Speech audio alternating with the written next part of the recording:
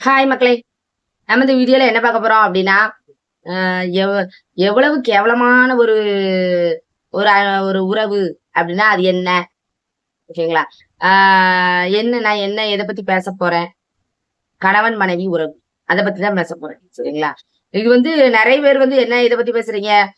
அப்படிலாம் கிடையாது அப்படிம்பீங்க. எல்லாருடைய வாழ்க்கையிலயும் எல்லாம் சரியா இருக்கிறது இல்ல. சரிங்களா?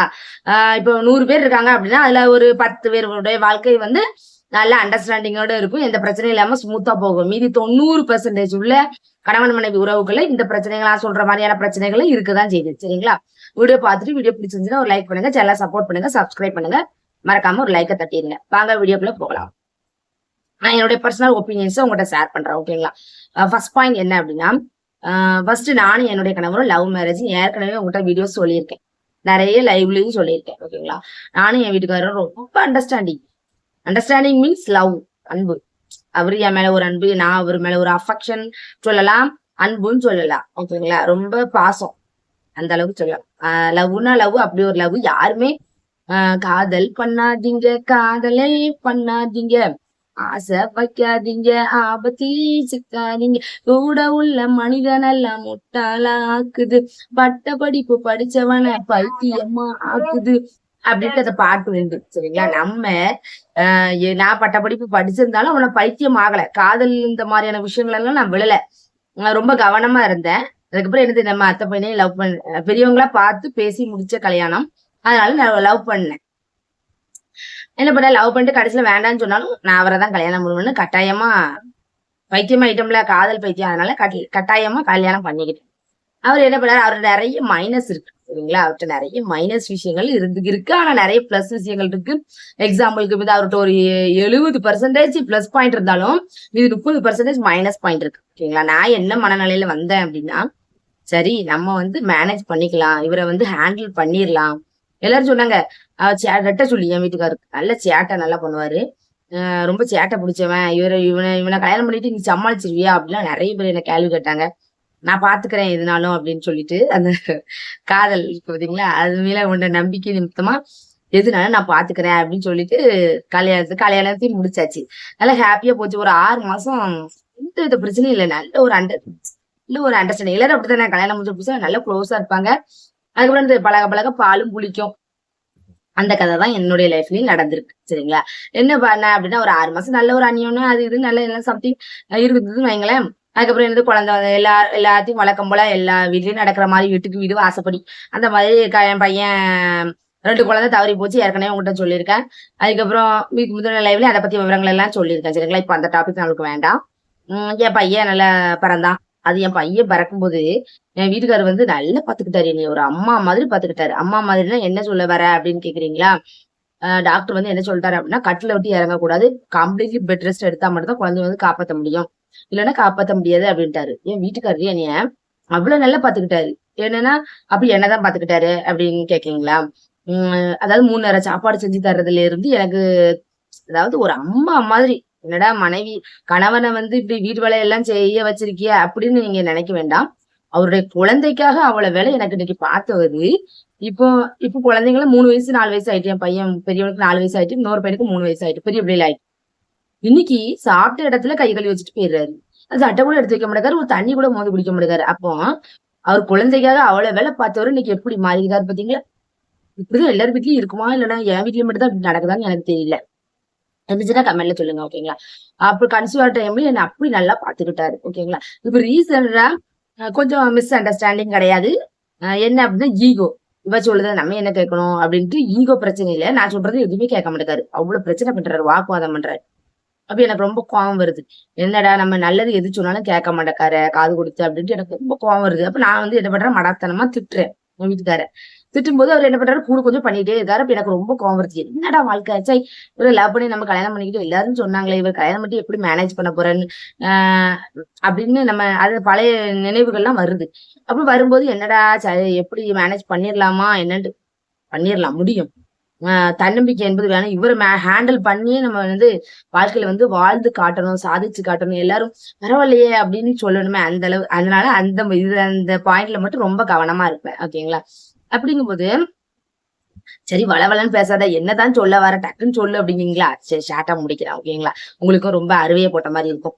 என்ன பிரச்சனை இப்போ அப்படின்னா, சரியான சண்டை. இப்போ ரீசென்டடா ஒரு ஒரு ஒரு நல்ல சண்டை நடக்கு எனக்கும் என் வீட்டுக்காருக்கும். ஆ எனக்கு நல்ல கோவம் வருது. நம்ம சொல்றத கேட்க மாட்டேங்காரே அப்படிங்கிற கோவம் வருது. இதுக்கு முந்தின வீடியோல ஒரு தடவ எனக்கும் வீட்டுக்காருக்கும் சண்டை. அதுக்கு திருச்செந்தூர்ல போய் உட்காந்துக்கிட்டேன் அப்படின்னு சொல்லிட்டு ஒரு வீடியோல சொல்லியிருந்தேன் வச்சுக்கோங்க. அத உடனே ஒருத்தங்க அந்த வீடியோவ பார்த்துட்டு என்னை மிஸ்யூஸ் பண்றதுக்காக என்ன பண்றாரு, "உனக்கும் உன் வீட்டுக்காருக்கு என்ன சண்டையா சொல்லு, நான் உன்னைய நல்லா பார்த்துக்கிறேன்." எப்படி? அது வந்து எது இந்த சண்டைன்னா அது எப்படி உறவு அப்படிங்கிறத தான் நான் சொல்ல வரேன். சரிங்களா? அதனால இந்த வீடியோ பார்த்துட்டு யாரும் தயவு செய்து அத மிஸ்யூஸ் பண்ணிக்கலாம்னு ட்ரை பண்ணாதீங்க. இதுதான் வாழ்க்கை.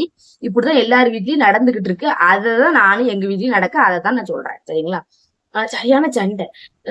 சரியான சண்டைங்கும்போது அவரு என்ன பேச, நான் அவரு பேச, அ இவ ரொம்ப சண்டை முத்திட்டு.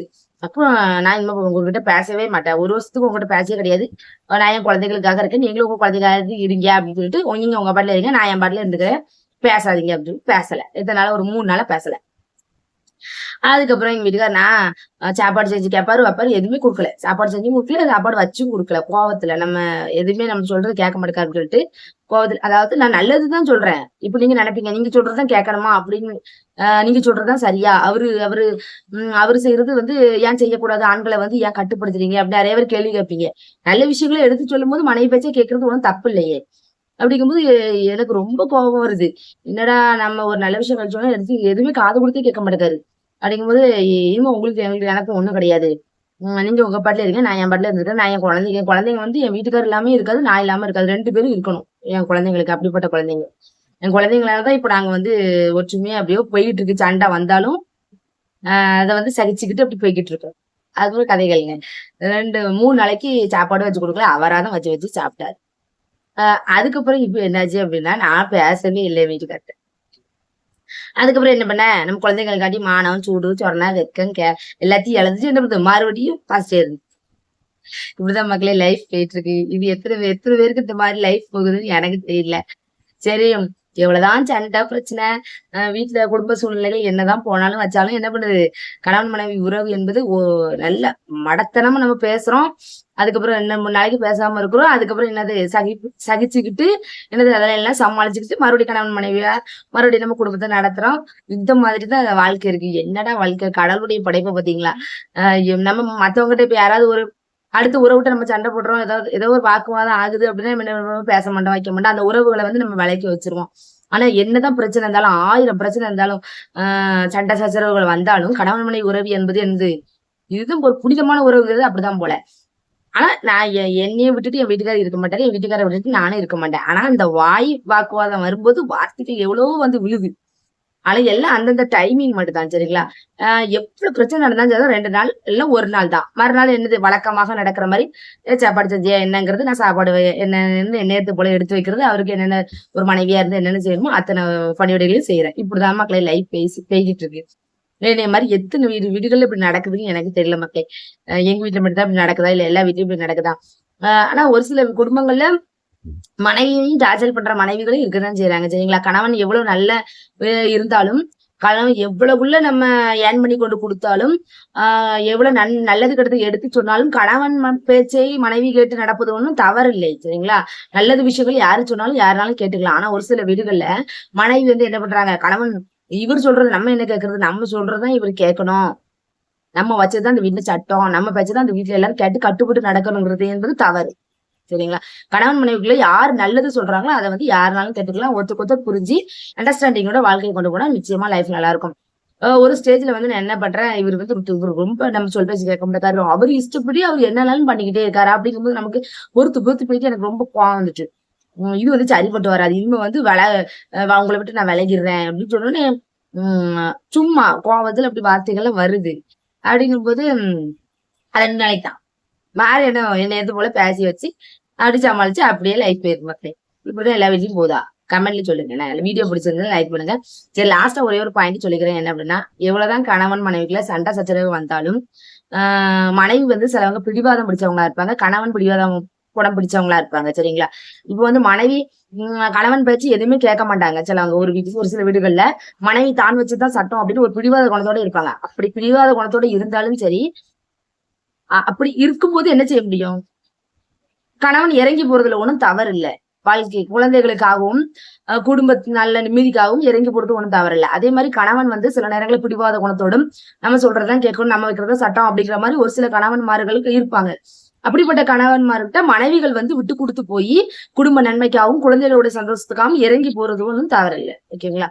அதே மாதிரி யார் வீட்டுல எப்படி இருந்தாலும் அந்தந்த வாழ்க்கைக்கு தகுந்த மாதிரி தன்னை மாத்திக்கிட்டு வாழ பழகிக்கிடணும் மக்களே. நீங்களும் அந்த மாதிரி பழகிக்கோங்க. ஓகேங்களா? இதுதான் இந்த வீடியோல இருந்து சொல்ற மெசேஜ். ஓகேங்களா? வீடியோ பிடிச்சிருந்தா லைக் பண்ணுங்க. நெக்ஸ்ட் வீடியோல உங்களுக்கு நல்ல ஒரு வீடியோல மீட் பண்றேன். ஓகேங்களா? பாய் மக்களே.